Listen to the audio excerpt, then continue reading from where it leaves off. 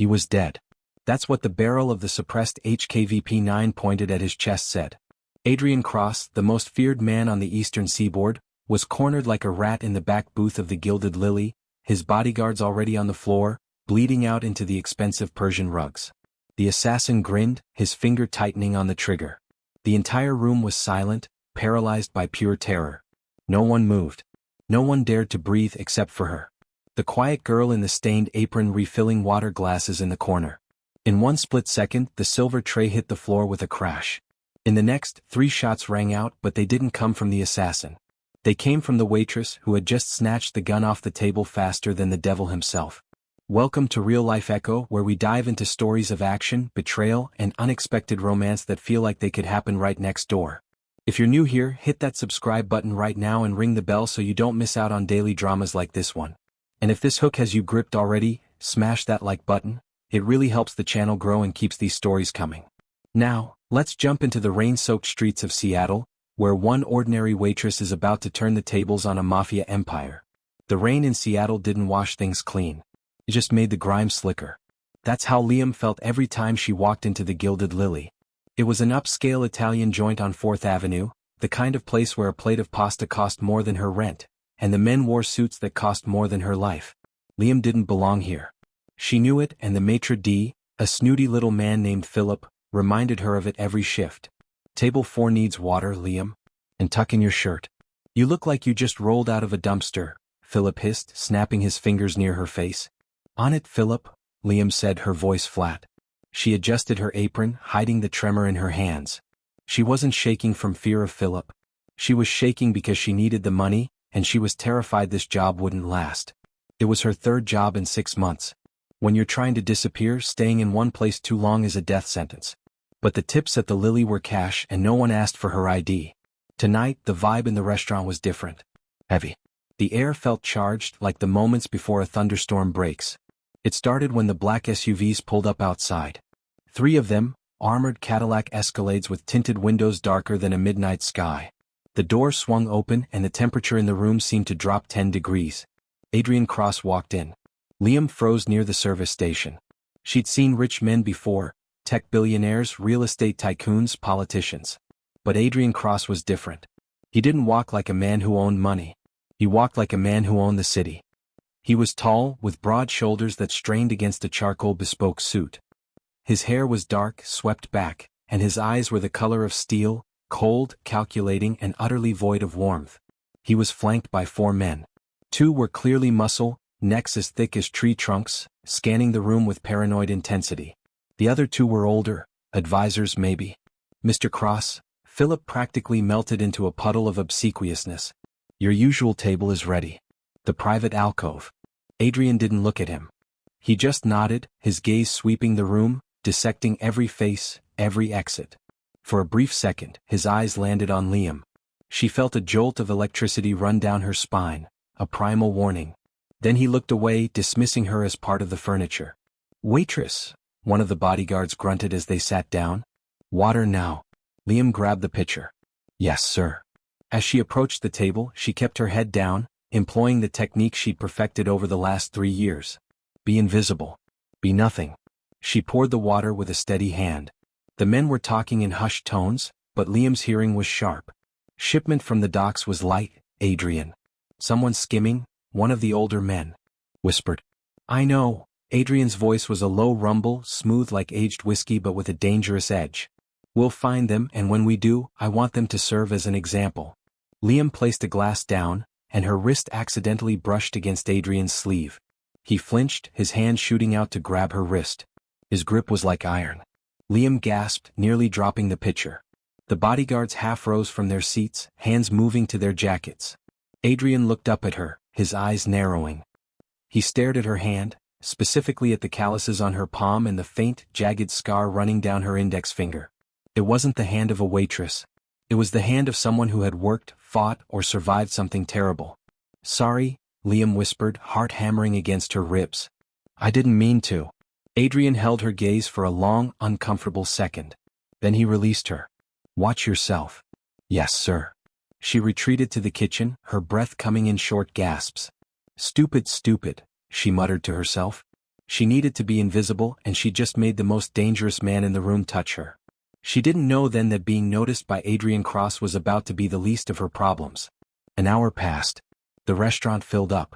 The clinking of silverware and the hum of conversation usually soothed Liam, but tonight the knot in her stomach wouldn't loosen.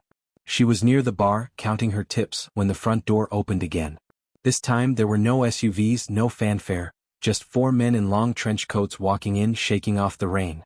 They didn't wait to be seated. They didn't look at Philip. Liam frowned. They moved in a formation she recognized, a diamond wedge, military or mercenary. Her eyes drifted to their coats. They were unbuttoned at the bottom, allowing for easy access to the waist, and they were walking straight toward the private alcove. Adrien. Liam looked toward the alcove. Adrien was laughing at something one of his men said, a rare moment of guard lowering. His bodyguards were distracted, one checking his phone, the other signaling for the check. The 4 men in coats sped up. Time seemed to slow down for Liam. It was a sensation she remembered from before. The world turned into syrup. Sounds became muffled. Details became hypersharp. She saw the lead man reach into his coat. She saw the glint of matte black metal. A suppressor. Gun. Liam screamed, the word ripping out of her throat before she could stop it. The scream shattered the restaurant's ambience. Adrien's head snapped up. His bodyguards reacted, but they were too slow. They were fat on complacency. Thip thip. 2 soft coughs from the suppressed pistols. The bodyguard on the left dropped, a hole in his forehead. The one on the right took a round to the throat, gurgling as he fell across the table, scattering wine glasses. Chaos erupted. Screams, people diving under tables. The other 2 men at Adrien's table scrambled back, but the assassins were professional. They fanned out, creating a kill box. Adrien flipped the heavy oak table, using it as a shield. He was moving fast, reaching for a weapon that wasn't there. He had checked his coat at the door. He was unarmed, trapped. The lead assassin, a man with a scar running through his eyebrow, stepped over the dead bodyguard. He kicked the table, forcing Adrien back against the wall. There was nowhere to go. Adrien Cross, the king of Seattle, looked the assassin in the eye. He didn't beg. He just glared. It's over, Cross, the assassin sneered, raising his weapon. The Volkovs send their regards. Liam was crouching behind the service station 10 feet away. Her brain screamed at her to run. Run, Liam, out the back door into the alley. Disappear again. But her body betrayed her. She saw the gun on the floor. It had slid out of the dead bodyguard's jacket, a Glock 19. It was 5 feet away. The assassin's finger tightened on the trigger. Liam didn't think. Instinct took the wheel, the muscle memory drilled into her by a father she tried to forget.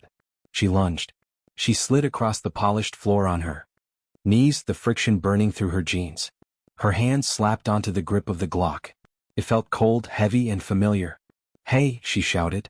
The assassin turned his head just a fraction. Liam didn't hesitate. She didn't close her eyes. She raised the weapon, gripped it with 2 hands, and exhaled. Bang, bang, bang. 3 shots, deafening in the enclosed space.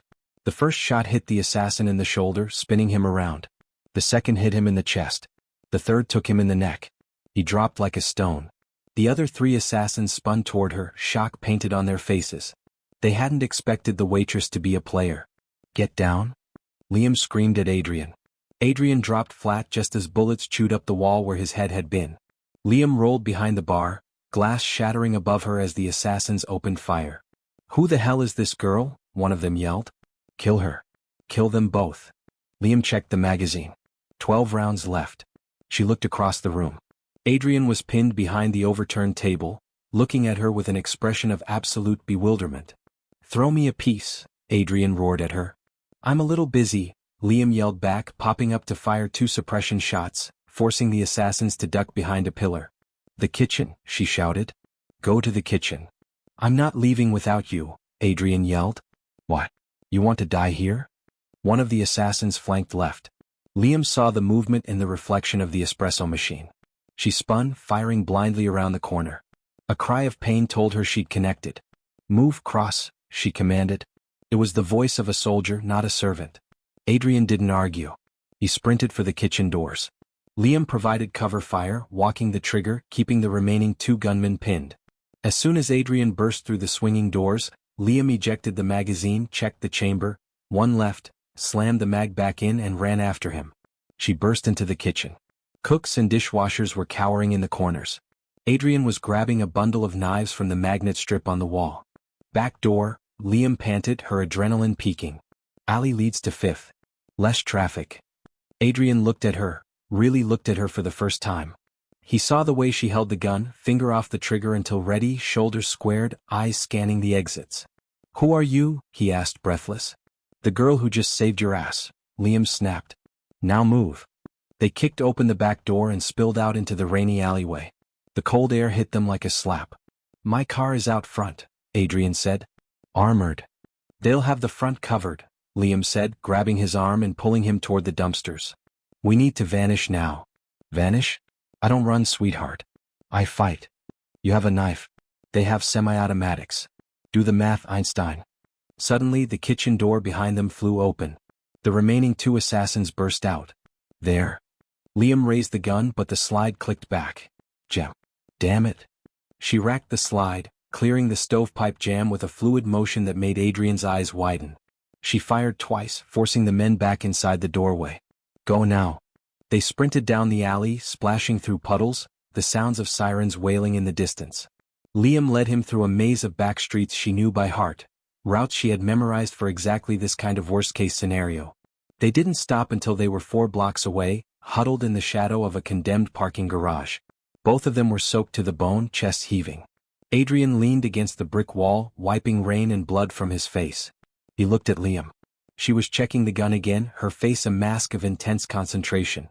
"You cleared a Type 2 malfunction in under a second," Adrien said, his voice low. "Waitresses don't do that." Liam looked up at him. The adrenaline was fading, replaced by the cold dread of reality. She had just shot 3 men. She had just saved a Mafia boss. Her cover wasn't just blown, it was incinerated. "I'm not just a waitress," she whispered. "Clearly." Adrien stepped closer, invading her personal space. He smelled of expensive cologne, gunpowder, and rain. The danger radiating off him was palpable, but so was the gratitude. "You saved my life. I owe you." "You don't owe me anything," Liam said, shoving the gun into the back of her waistband. "I just didn't want to get shot." "You took out 3 trained hitmen to avoid getting shot." Adrien smirked. "A dangerous, crooked thing. I think there's more to it than that." He reached out, his hand brushing a wet lock of hair from her face. "What's your name?" Liam hesitated. Telling him was dangerous, but lying to a man like Adrien Cross was probably worse. "Liam," she said. "Well, Liam," Adrien said, looking around as a black sedan turned the corner down the street, its headlights sweeping over them. "You're in the game now, whether you like it or not." Liam watched the car approach. "Is that yours?" "No." Adrien's face hardened. "That's the backup." The car screeched to a halt. The window rolled down. It wasn't the police. It was the same men from the restaurant. "Run," Liam said. But this time, Adrien grabbed her hand. "No, we fight." The black sedan didn't just stop. It prowled forward, the tires crunching over the broken glass and debris of the alleyway. The passenger window rolled down, revealing the muzzle of a submachine gun, a Heckler & Koch MP5. "Get down." Adrien roared, trying to shove Liam behind a concrete pillar. But Liam didn't hide. She moved. She stepped away from the wall, raising the stolen Glock 19 with a terrifying calmness. The headlights blinded her, but she didn't blink. She aimed not at the gunman but at the driver. Crack, crack. The windshield spider-webbed instantly. The sedan swerved violently to the left as the driver slumped over the wheel, dead weight pulling the car off course. The vehicle slammed into a dumpster with a bone-jarring metallic crunch, the airbag deploying with a cloud of white dust. The gunman in the passenger seat was thrown forward, his head cracking against the dashboard. "Move!" Liam yelled, grabbing Adrien's sleeve. "Are we running?" Adrien asked, looking at the smoking wreck. "No," Liam said, sprinting toward the crashed car. "We're driving." She wrenched the driver's side door open. The dead man tumbled out onto the wet asphalt. He was heavy, dressed in tactical gear. Liam didn't flinch as she shoved his body aside with her foot and jumped into the driver's seat. "Get in," she screamed at Adrien. Adrien hesitated for a fraction of a second, stunned by the sheer ruthlessness of the woman in the stained apron, before diving into the passenger seat. He kicked the groggy gunman who was trying to raise his MP5, sending the weapon clattering out the open door. "Door!" Liam commanded. Adrien slammed it shut just as Liam threw the car into reverse. The tires squealed, smoking against the wet pavement as she whipped the heavy sedan around in a perfect J-turn. "Where did you learn to drive like this?" Adrien gripped the dashboard, his knuckles white. "Waitress school. Something like that." Liam gritted her teeth, shifting gears. The engine roared, a modified V8. This wasn't a standard sedan. It was a pursuit vehicle. "Hold on. We're going to have company." She punched the gas and the car shot out of the alley onto Fifth Avenue. Liam was right. As soon as they hit the main road, blue and red lights flickered in the rearview mirror. But it wasn't the police. It was a black SUV, identical to the ones Adrien used. But these were aggressive. They were ramming their way through traffic. "Volkov's men," Adrien growled, looking back. "They must have been waiting on the perimeter. They knew exactly when to strike." "You have a leak," Liam said, weaving through the late-night Seattle traffic at 80 miles an hour. She clipped the side mirror of a parked taxi but didn't slow down. "A big one." "I know," Adrien said darkly. He reached into the glove compartment of the stolen car. "Let's see what these amateurs brought to the party." He pulled out a spare magazine for a Sig Sauer and a flashbang grenade. Jackpot. The SUV behind them surged forward, trying to perform a pit maneuver to spin them out. Liam watched them in the mirror, her eyes narrowing. "They're going to ram us," Adrien warned. "Let them try," Liam whispered. Just as the SUV's bumper touched their rear fender, Liam slammed on the brakes. It was a suicidal move. The SUV, traveling at high speed, couldn't react in time. It slammed into the back of their sedan, but Liam anticipated the impact. As soon as she felt the jolt, she floored the accelerator again. The sudden change in momentum caused the SUV driver to overcorrect. The massive vehicle fishtailed, lost traction on the rain-slicked road, and spun violently across 3 lanes of traffic, crashing through a bus stop shelter. Liam didn't look back. She took a hard right onto a narrow side street, killing the headlights to disappear into the gloom. She drove for another 20 minutes, taking a convoluted route designed to shake any tail, looping through parking garages, doubling back on one-way streets, and finally heading toward the industrial district of Soto. The adrenaline in the car was thick enough to taste. Adrien watched her profile in the dim light of the dashboard. She was beautiful, yes, high cheekbones, a sharp jawline, messy hair falling out of her bun. But it was her focus that captivated him. She was a machine. "Pull over here," Adrien said, pointing to a secluded warehouse lot. "I have a safe house nearby." "No," Liam said, her voice shaking slightly now that the immediate danger was over. "No safe houses. If you have a leak, your safe houses are compromised. They'll be waiting for you." Adrien paused. She was right. If they knew his schedule at the restaurant, they knew his real estate portfolio. "Then where are we going?" Liam turned the car down a dead-end street lined with old brick buildings and rusted fire escapes. She pulled up to a heavy steel door covered in graffiti. "My place," she said, killing the engine. "It's the last place on earth anyone would look for Adrien Cross." She turned to look at him. Her eyes were dark, exhausted, and guarded. "But if you don't like it, you can walk." Adrien looked at the grim surroundings, then back at the woman who had just saved his life twice in under an hour. A slow smile spread across his face. "Lead the way, Liam." Liam's apartment was a stark contrast to the luxury Adrien was accustomed to. It was a studio loft in a converted cannery building. The floors were exposed concrete, the walls were brick, and the furniture was sparse. A mattress on the floor, a single armchair, and a table covered in mechanical parts. There were no pictures, no personal knickknacks. It looked less like a home and more like a temporary staging ground. Adrien walked in, his expensive Italian leather shoes clicking on the concrete. He winced, clutching his side. He hadn't been shot, but the impact of the table flip and the car crash had bruised ribs. "Sit," Liam pointed to the armchair. She locked the door, engaging 3 heavy-duty deadbolts that looked like they belonged on a bank vault. She went to a small kitchenette and pulled out a first aid kit. It wasn't a drugstore box. It was a military-grade trauma kit, tourniquets, coagulant gauze, suture kits. Adrien watched her as she knelt beside him. "Nice apartment. Very minimalist. Do you entertain often?" "Shut up," Liam said, but there was no heat in it. She unbuttoned his ruined suit jacket and shirt to check his ribs. Her fingers were cool against his skin. "Just bruising," she muttered. "You'll live." She stood up and walked to the sink to wash the gunpowder residue off her hands. Adrien watched the water turn gray. "So," Adrien said, his voice dropping an octave, losing the playful edge. "Are you going to tell me who you are, or do I have to have my security team run your fingerprints once I get a signal?" Liam froze. She turned off the tap and leaned against the counter facing him. The distance between them felt charged. "My name is Liam," she said. "Liam who?" "Just Liam." Adrien stood up, ignoring the pain in his ribs. He stalked toward her, closing the gap. It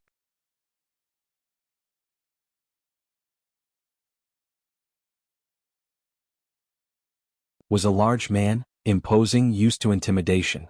But Liam didn't flinch. She held his gaze, her chin tilted up defiantly. "A waitress who handles a Glock 19 like a Navy SEAL," Adrien listed, ticking off points on his fingers. "Who clears a stovepipe jam in under a second, who knows how to execute a J-turn and pit maneuver escape, and who keeps a trauma kit in her kitchen next to the cereal."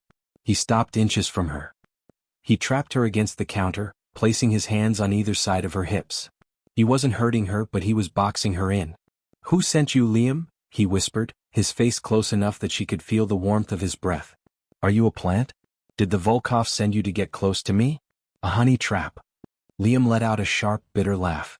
"If I were working for Volkov, you'd be dead in that alley. I had a gun. You had a kitchen knife. Use your head, Cross." "Then who?" Adrien demanded, his eyes searching hers, looking for a lie. "You're too good to be a nobody." Liam looked away, staring at a crack in the brick wall. "My father was in the business." "The Mafia?" "No," Liam said softly. "Private contracting. High-risk security. He worked for Blackwater, then went independent. He taught me how to shoot before I could ride a bike. He taught me how to drive before I could reach the pedals. He said the world was a dangerous place and I needed to be ready." "Where is he now?" Liam's expression hardened. A flash of pain crossed her eyes, raw and deep. "Dead. 2 years ago. A job went wrong in Beirut. Or that's what they told me." Adrien studied her. He was a master at reading people, at sniffing out deception. She was telling the truth. He could see the grief, the unresolved anger. She was a soldier without a war, a protector without a principle. "So you're hiding," Adrien deduced. "From his enemies." "Something like that." Liam pushed past him, needing space. "I wanted a quiet life. I wanted to pour coffee and worry about rent, not bullet trajectories. But then you walked in." She went to the table and picked up the gun she had stolen from the assassin. She ejected the magazine and started stripping the weapon down. Her movements were mechanical and soothing. "You saved me," Adrien said, turning to watch her. "Why?" Liam looked at the gun parts. "Because I saw the look in that assassin's eyes. I've seen it before. And I hate bullies." Adrien chuckled, a dark, rich sound. "I've been called many things. A bully is a new one. Most people call me a monster." "You probably are," Liam said, reassembling the slide with a sharp clack. "But tonight, you were the victim and I don't let victims die on my watch." She looked up at him. "You said there's a leak. Who knew you were at the Gilded Lily tonight?" Adrien's face went cold. The playfulness vanished. "Only my inner circle. My consigliere Silas. My head of security Damon. And my brother Julian." "Julian?" Liam tested the name. "The one who runs your shipping operations." "Yes." "How do you know that?" "I read the papers," Liam lied. She knew it because her father had files on all the major players. "If they knew you were there, one of them sold you out." Adrien pulled a burner phone from his pocket. "I need to make a call. I have a secondary team. Ghosts. Men who aren't on the official payroll. I need to know who ordered the hit." "Wait," Liam said, walking over to him. She reached into her pocket and pulled out a crumpled piece of paper she had swiped from the dead driver's vest. "Before you call anyone, look at this." Adrien took the paper. It was a printout of a digital map, a route. But it wasn't a route to the restaurant. It was a route to a warehouse on the docks. "This is the route for my shipment tonight," Adrien realized, his eyes widening. "The one that was light." "They didn't just want to kill you," Liam said, her voice dropping to a whisper. "They wanted to distract you while they hit your supply chain. This is a coup, Adrien. Someone is taking your throne." Adrien crumpled the paper in his fist. His veins bulged in his forearm.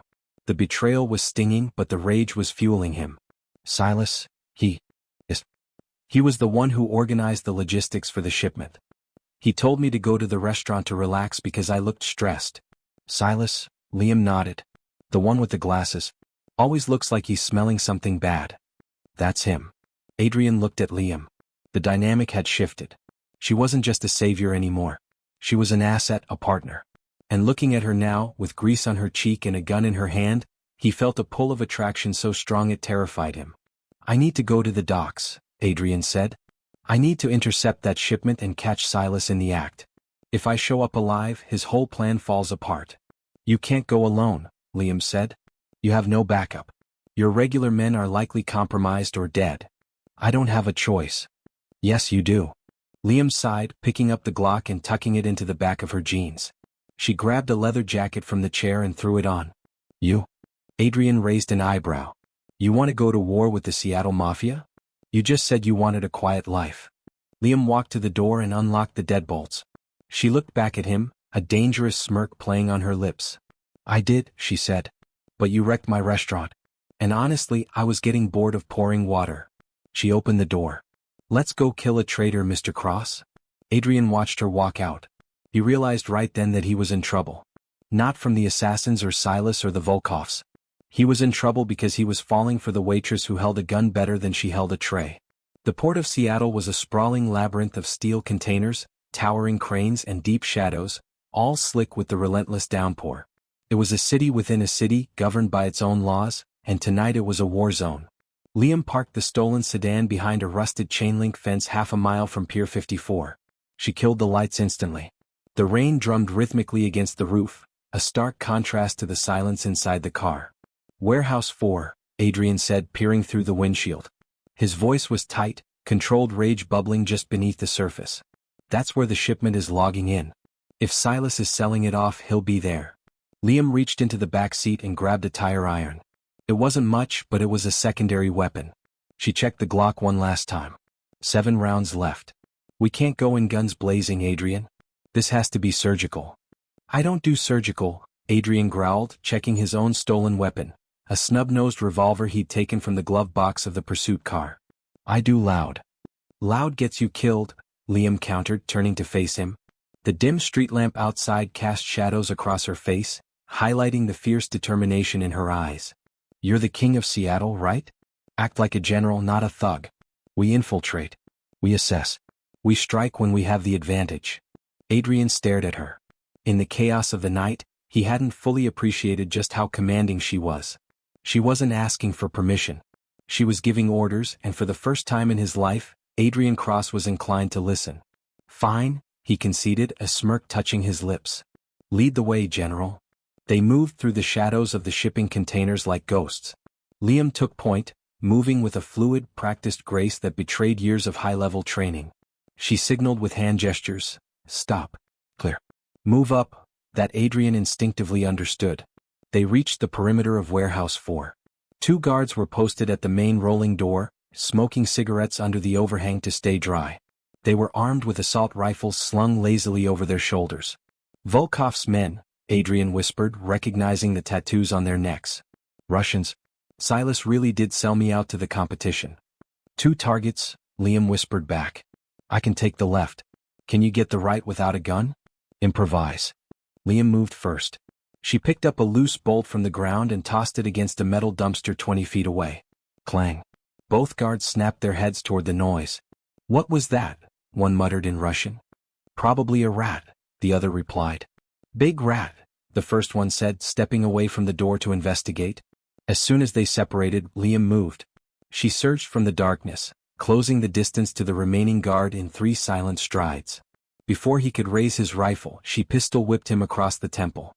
He folded without a sound. Simultaneously, Adrien lunged at the second guard. He didn't have Liam's finesse, but he had raw power.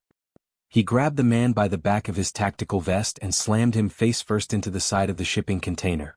The hollow thud was sickening. Adrien dragged the unconscious man into the shadows and stripped him of his rifle, an AK-74U. He checked the magazine. Full clip. "Now we're talking." "Don't get cocky," Liam hissed, dragging the other body out of sight. They slipped inside the warehouse through a side service door. The interior was cavernous, lit by buzzing sodium lights that cast a sickly yellow glow over everything. In the center of the floor, surrounded by walls of stacked crates, was a meeting. Silas was there.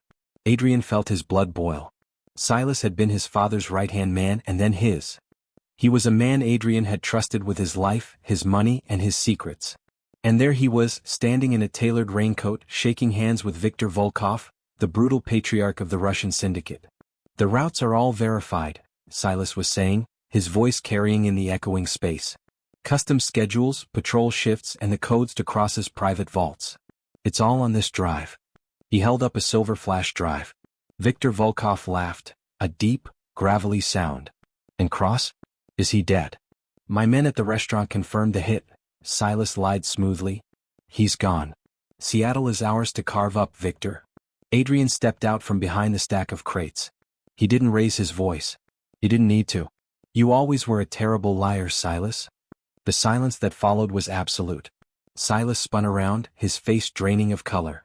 Viktor Volkov's eyes widened, and his hand went to his belt. Adrien, Silas stammered, looking like he was seeing a ghost. But, the reports.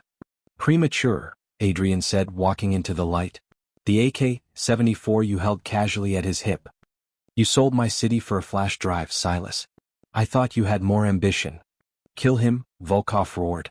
The warehouse erupted. Volkov's men, 6 of them scattered around the perimeter, opened fire.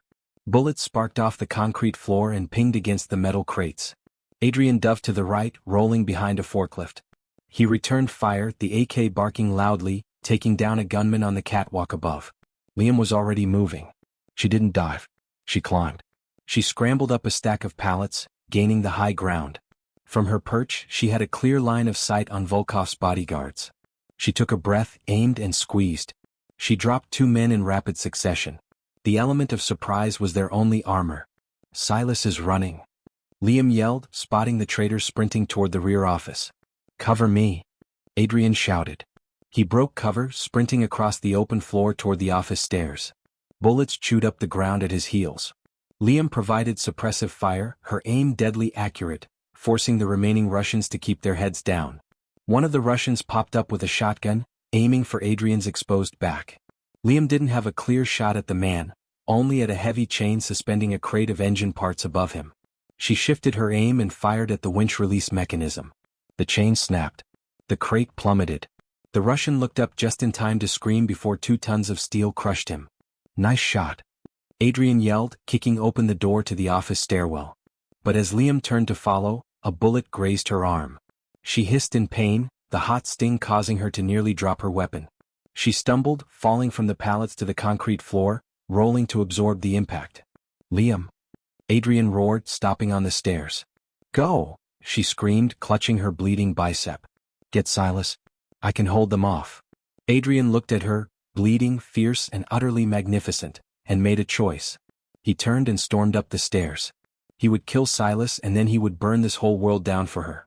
The office overlooked the warehouse floor through a wall of grime-streaked glass. Silas was frantically trying to unlock the back exit door, fumbling with his keys. His composure shattered. The door behind him exploded inward.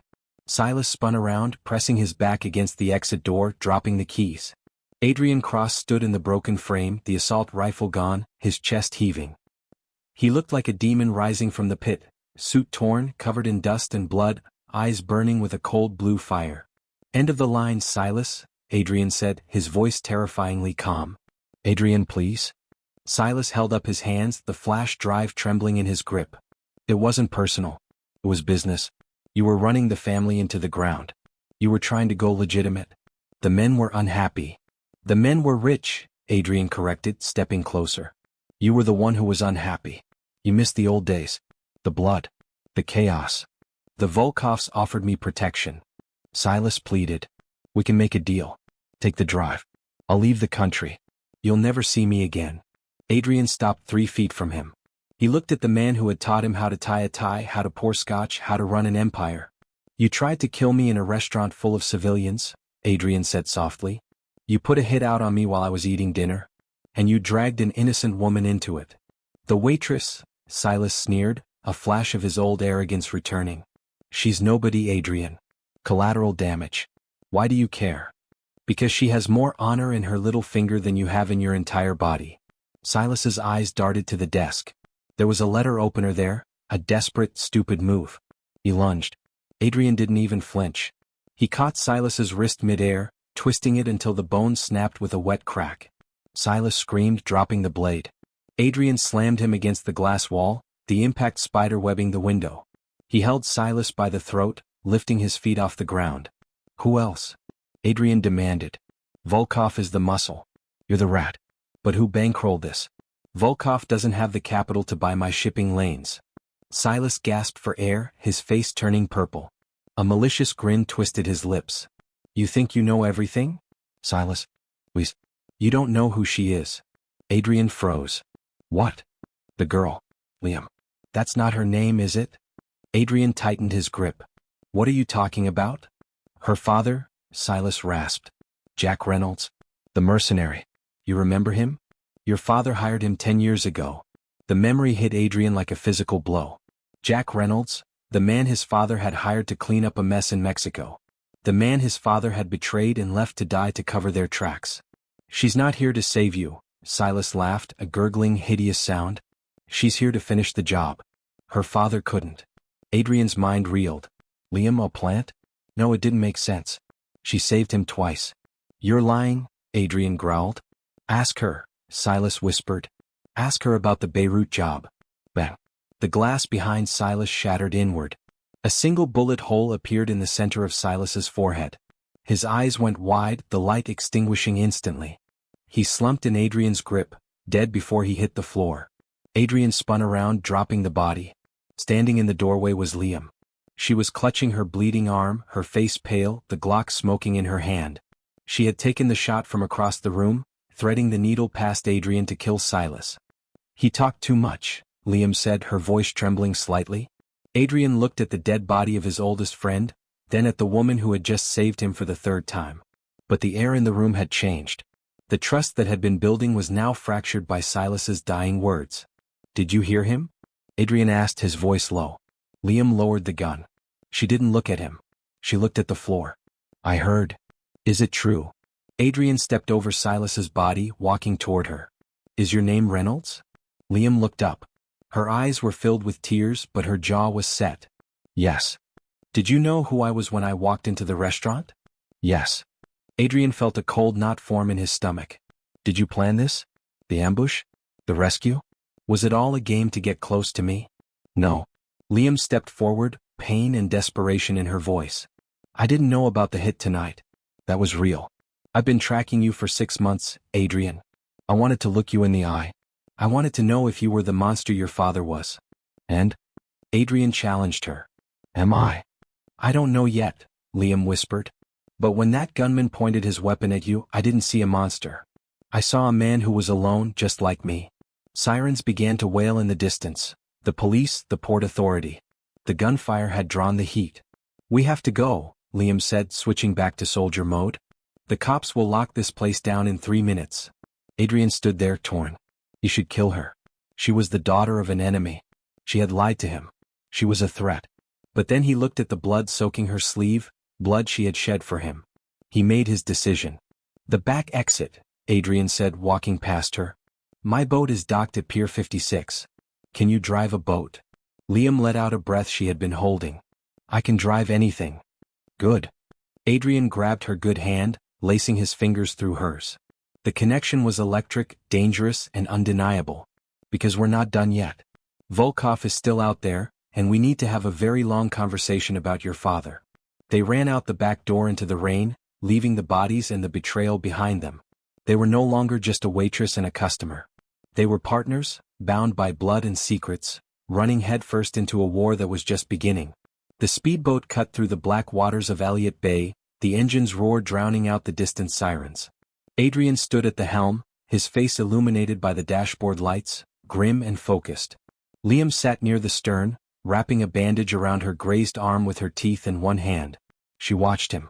He wasn't looking at her, but she could feel his awareness of her, heavy and constant. We can't go to my penthouse, Adrien shouted over the wind.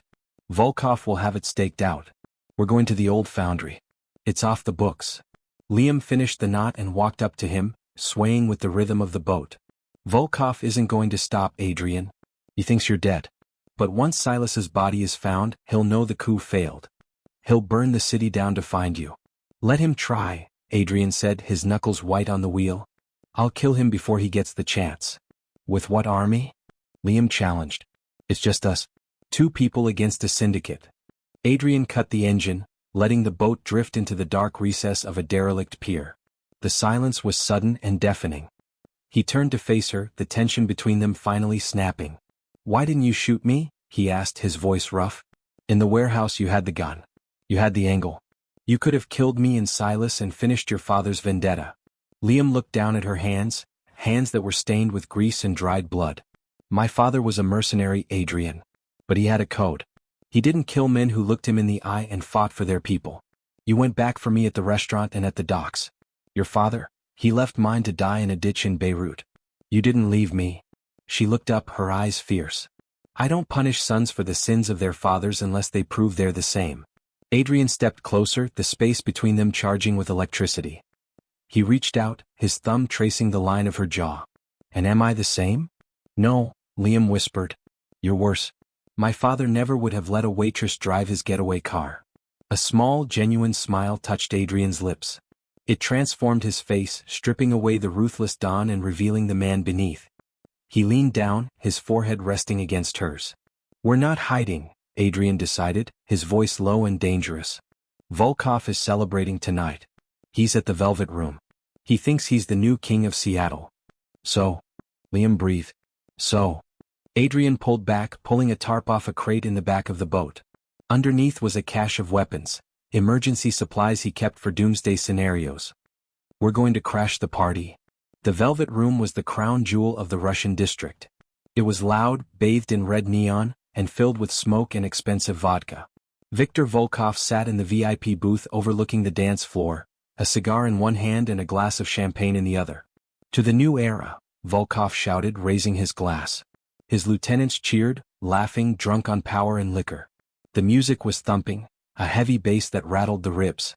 No one heard the front bouncers drop outside. No one noticed the two figures walking through the front door until the music suddenly cut out. The silence rippled through the club. Adrien Cross stood in the center of the dance floor. He had cleaned up. He wore a fresh black shirt from the boat supplies, sleeves rolled up to reveal his forearms. He looked calm, terrifyingly calm. And beside him stood Liam. She wore her torn jeans and the leather jacket, her hair loose and wild. She didn't look like a waitress. She looked like a Valkyrie. "Victor," Adrien called out, his voice projecting easily to the VIP balcony. "You're sitting in my chair." Volkov froze. The cigar fell from his mouth. "Cross? You're a ghost." "I'm worse," Adrien said. "I'm the landlord and you're getting evicted." Volkov's face twisted into a snarl. He snapped his fingers. "Kill them. Kill them both." The balcony erupted with movement. Volkov's men drew their weapons. "Now," Adrien yelled. Liam moved. She didn't run for cover. She ran for the offensive. She slid across the polished dance floor, flipping a heavy oak table onto its side to create a barricade just as the first hail of bullets chewed up the wood. Adrien vaulted over the bar, dual-wielding two suppressed pistols.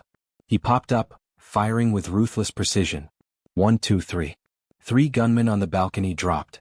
Liam pulled the submachine gun, an MP5, from under her jacket. She propped it on the table and unleashed a controlled burst of fire, pinning the guards on the staircase. "Flank them!" Volkov screamed, cowering behind his bodyguards. 3 men rushed the stairs trying to get to the dance floor. Liam saw them. She didn't hesitate.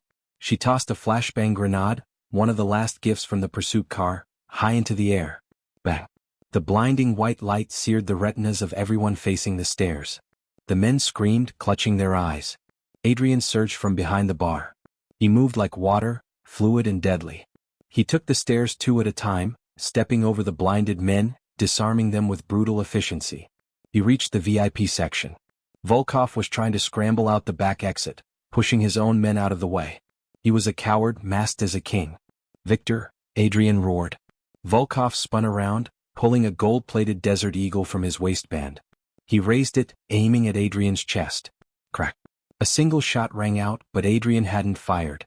Volkov stared blankly, a small red hole appearing in his right shoulder. He dropped the gun, howling in pain. Adrien looked down. Liam was standing on the bar counter below, the Glock 19 extended, smoke curling from the barrel. She had taken the shot from 50 feet away through the chaos to save him. She lowered the gun and gave him a nod. "Your turn." Adrien walked up to Volkov, who was clutching his bleeding shoulder, scrambling backward on the plush carpet. "Please," Volkov gasped. "I can pay you. I have millions. I'll leave Seattle." I swear. Adrien kicked the gold gun away. He grabbed Volkov by the lapels of his suit and hauled him to the balcony railing. Below, the clubgoers who hadn't fled were watching in terrified awe. You tried to kill me, Adrien said, his voice cold as ice. I can forgive that. It's business. He leaned in closer. But you tried to kill the woman who saved my life. And that's personal. Who is she? Volkov wept. Who is she? Adrien looked down at Liam. She was reloading her magazine, calm amidst the carnage. The Queen of Spades standing in the wreckage of the House of Cards. She's the partner you never saw coming, Adrien said. He threw Volkov over the railing. The Russian boss crashed onto the DJ booth below in a shower of sparks and broken equipment. The silence that followed was absolute. Adrien stood on the balcony looking down at his city. His enemies were dead. His traitor was gone. He was the king again. But as he walked down the stairs, ignoring the terrified stares of the remaining staff, he didn't walk toward the exit. He walked toward Liam. She holstered her gun and wiped a smudge of gunpowder from her cheek. She looked exhausted, battered, and beautiful. Is it done? She asked softly. Adrien stopped in front of her. He reached out, taking her hand, the one with the callus on the trigger finger, the one that had saved him 3 times in one night. The war is done, Adrien said. But we have a lot of work to do. We? Liam raised an eyebrow. I thought I was just a waitress. You were never just a waitress, Liam Reynolds, Adrien said. And I'm not looking for a servant. I'm looking for an equal. He pulled her close, wrapping his arm around her waist. The adrenaline of the fight was fading, replaced by a heat that was far more dangerous. Stay, he whispered against her ear. Run this city with me, not as a shadow but by my side. Liam looked up at him. She thought about her father. She thought about the years of running, of hiding, of being invisible. She looked at the man who had fought for her, who had treated her not as a damsel but as a warrior. She smiled, and for the first time in years, it reached her eyes. Okay, she said. But I'm picking the restaurant next time. And no Italian. Adrien laughed and he kissed her. It was a kiss that tasted of victory, of danger, and of a future that was going to be anything but quiet. The king had found his queen and Seattle would never be the same. And just like that, the waitress who was invisible to the world became the only woman the most powerful man in the city could see. Liam didn't just save a mafia boss. She saved herself from a life of running. It turns out, sometimes the person pouring your water is the most dangerous person in the room. What do you think? If you were Liam, would you have forgiven Adrien for his father's crimes, or would you have taken your revenge and walked away? It's a tough choice between the past and the future. Let me know what you would have done in the comments below. I read every single one. If you enjoyed this story of action, betrayal, and romance on Real Life Echo, please smash that like button. It really helps the channel grow. And if you haven't already, hit subscribe and ring the notification bell so you never miss a new story. We upload brand new drama every single day. Thanks for watching, and don't forget to share this with a friend who loves a good twist. See you in the next one.